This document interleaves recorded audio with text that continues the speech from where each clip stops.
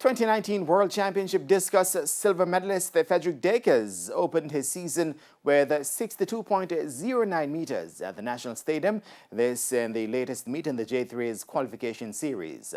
On Saturday, Dacres, who underwent a hand surgery recently, was not pleased with his effort, but was grateful to be able to compete once again. We just came for a quick training session, myself and Kai. So it's just, we're just trying to shake off the rust and get back into competition.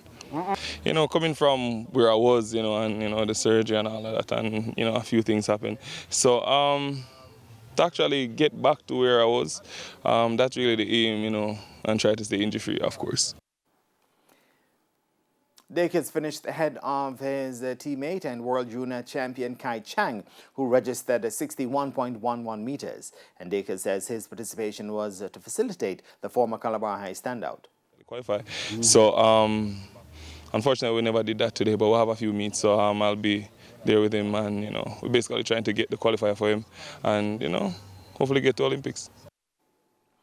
Elsewhere in the field, the 2015 World Championship bronze medalist Odain Richards recorded a season's best 19.99 meters in the shot put. Richards is aiming to attain the 21.10 Olympic qualification before the national championships, and says there's even more at stake this year in the event. Athlete's mind, however difficult it might be for the athlete.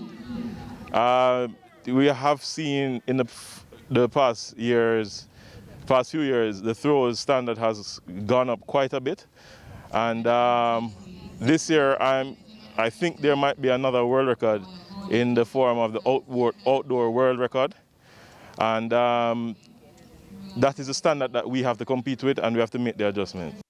Now, on the track, Sprintex Rashid Dwyer led the way in the men's 100 meters, logging the day's best time of 10.34 seconds, while world long jump champion Tajay Gale clocked an easy 10.60 to win his section of the event.